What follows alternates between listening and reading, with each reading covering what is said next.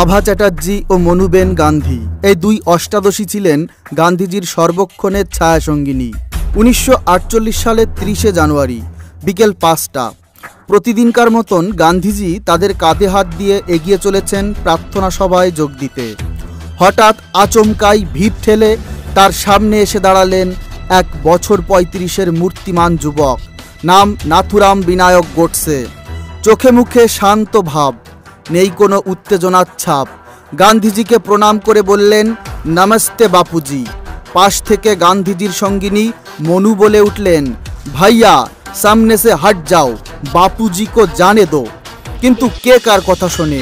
আচমকাই সেই যুবক সকলকেই অবাক করে দিয়ে তার পকেট থেকে বের করে আনলেন ছোট্ট কালো রঙের ইটালিয়ান ব্যারেটা সেমি অটোমেটিক রিভলভার।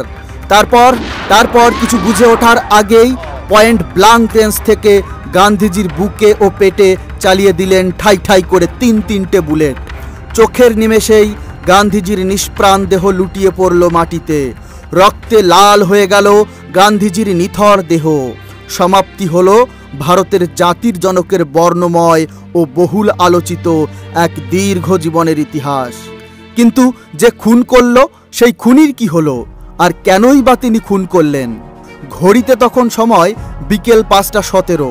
গুলি চালানোর পর খুনি আশ্চর্য রকম শান্তভাবে মাথার উপর তার দুহাত তুলে দিয়ে দাঁড়িয়েছিলেন। চোখে মুখে নেই কোনো উত্তেজনা বা পালানোর কোনো প্রচেষ্টা। একদম ধীর স্থির হয়ে দাঁড়িয়ে রইলেন, যেন তাকে পুলিশ এক্ষুনি এসে ধরে নিয়ে যায়। যেন তিনি দেশবাসীকে জানাতে চান, দেখো আমি গান্ধীজিকে হত্যা করেছি। গোডসে তখন নিজেই পুলিশ পুলিশ বলে ডাকতে লাগলেন।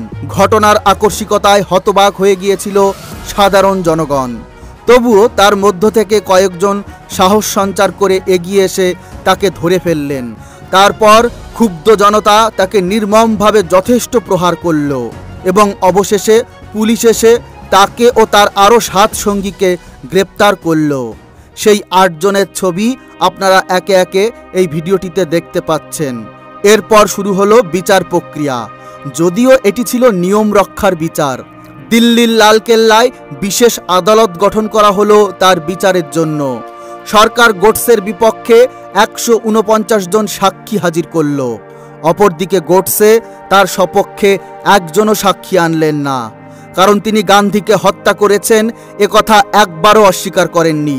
বরং গান্ধীকে হত্যা করে সারা ভারতবর্ষকে জানিয়ে দিতে চেয়েছিলেন তিনিই গান্ধীর হত্যাকারী। তাহলেই বুঝুন, গান্ধীকে হত্যা করার ব্যাপারে তার মনস্তাত্ত্বিক পরিকল্পনা অনেক আগে থেকেই শুরু হয়ে গিয়েছিল। আর নিশ্চয়ই তার পেছনে কোনো মারাত্মক কারণও ছিল। কি ছিল সেই মারাত্মক কারণ তা আমরা জানব, তাই ভিডিওটি সম্পূর্ণ দেখতে থাকুন। গান্ধীজি খুন হয়েছেন, এবার খুনির বিচারের পালা। শেষ পর্যন্ত বিচার হয়েও গেল।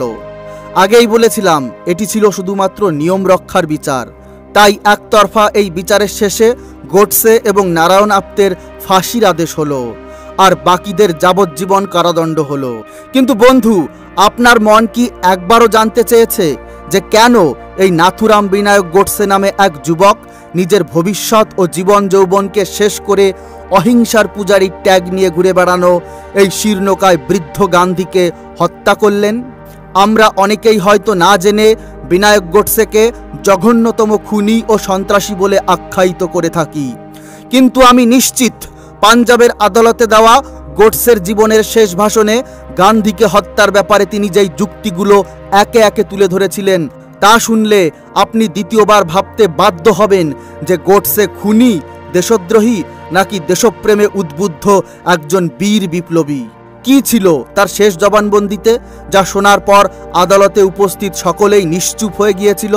কি ছিল সেই ভাষণে যা তৎকালীন কংগ্রেস সরকার সবার কাছে লুকোতে চেয়েছিল এবং ভাষণটিকে প্রকাশ্যে আনার ক্ষেত্রে কঠোর নিষেধাজ্ঞা জারি করেছিল? পরবর্তীতে অবশ্য নাথুরামের ভাই গোপাল গোডসে কয়েক দশক ধরে এক দীর্ঘ আইনি লড়াই চালিয়ে তার দাদার নিষিদ্ধ জবানবন্দি প্রকাশ্যে আনতে সক্ষম হন। দীর্ঘ আইনি লড়াইয়ের পর সুপ্রিম কোর্টের রায়ে ভারত সরকার নাথুরামের সেদিনকার সেই ভাষণের ওপর থেকে নিষেধাজ্ঞা তুলে নেন। গা শিউরে ওঠা গোডসের সেই মারাত্মক জবানবন্দিগুলো আজ তুলে ধরলাম আপনাদের কাছে। স্থান পাঞ্জাবের আম্বালা আদালত। বিচারক জিডি খোসলা। নিয়ম অনুযায়ী সরকার গোডসেকে উকিল দিতে চেয়েছিল, কিন্তু গোডসে তা প্রত্যাখ্যান করলেন। তিনি নিজেই নিজের বক্তব্য রাখবেন বলে জানালেন। বিচারক খোসলার সামনে অত্যন্ত ধীর, স্থির, শান্ত এবং সংযতভাবে একটানা পাক্কা 5 ঘন্টা ধরে নিজের বক্তব্য পেশ করলেন নাথুরাম গোডসে। যে মুহুরি তার কথা নোট করছিলেন তাকে গুনে গুনে 112 পাতার নোট বানাতে হয়েছিল সেদিন। তার সেই দীর্ঘ বক্তব্য থেকে দু একটা কথা আপনাদের সামনে আজ আমি তুলে ধরছি। ভরা আদালতে গোডসে বলতে শুরু করলেন। চারিদিকে নিস্তব্ধ পরিবেশ। তিনি বললেন, আমি মনে করি গান্ধীকে হত্যা করে আমি কোনো অপরাধ করিনি।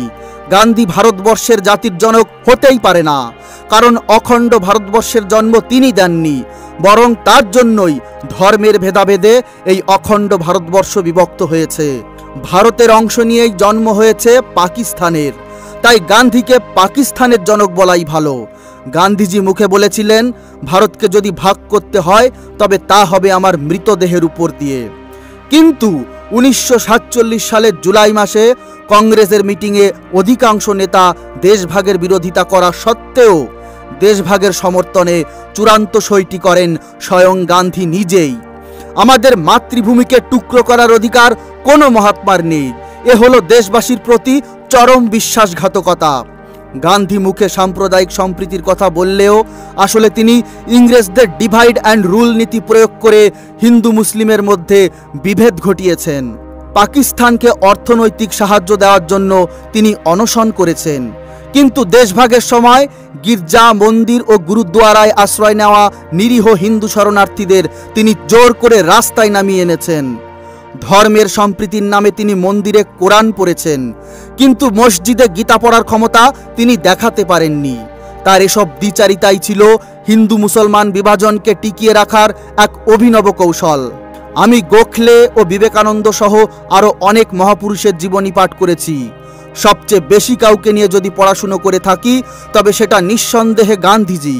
ওনার দ্বারা আমি খুবই প্রভাবিত হয়েছিলাম। কিন্তু এখন আমি জানি আমি কি করেছি। আমি গান্ধীজির মতন নেতাকে মেরে ফেলেছি, তার সাথে সাথে আমার জীবনকেও নষ্ট করে ফেলেছি। আগামী দিনের ভারতবাসীর কাছে আমি জাতির জনকের হত্যাকারী রূপে চিহ্নিত হব। আমার কোনো দুঃখ নেই গান্ধীকে মারার জন্য। অহিংসা করে গান্ধী এতটাই মত্ত হয়ে উঠেছিল যে হিংসা এবং অহিংসার মধ্যে পার্থক্যটা আসলে কি সেটাই তিনি ভুলতে বসেছিলেন। গান্ধী হিন্দুদের জন্য কিচ্ছু করেননি। কংগ্রেস চলতো গান্ধীর কথায়। করাচি থেকে দিল্লি পর্যন্ত লক্ষ লক্ষ হিন্দু মারা গেছে শুধুমাত্র গান্ধীর জন্য। গান্ধী নিজেকে অহিংসার পূজারী বললেও আমি জানি দেশের স্বাধীনতা ও অখণ্ডতা বজায় রাখার জন্য হিংসার আশ্রয় নিতেই হয়। এর মধ্যে আমি কোনো পাপ দেখি না। গুরু গোবিন্দ সিংহ, ছত্রপতি শিবাজি, মহারানা প্রতাপ সিংহ এরাও তো নিজের দেশ রক্ষায় হিংসার পথকেই বেছে নিয়েছিলেন। হিংসা মানেই গান্ধীর কাছে সেটা পাপ। যদি তাই হয় তাহলে এই ঘটনাটিকে আপনি কি বলবেন? 1909 সালে কংগ্রেসের হরিপুরা অধিবেশনে নেতাজি সভাপতি নির্বাচিত হন। তখন এই গান্ধী পরাজিত পট্টাভি সীতারামাইয়ার পক্ষ অবলম্বন করে নেতাজির বিরোধিতা করেন এবং নেতাজিকে অন্যায়ভাবে দলত্যাগ করতে বাধ্য করেন। আপনাদের কাছে জানতে চাই, এটা কি কোনো হিংসার পথ নয়? জালিয়ানওয়ালাবাগের নৃশংস হত্যাকাণ্ডের কোনো সমালোচনা গান্ধীর মুখে কেউ কখনো শুনেছেন?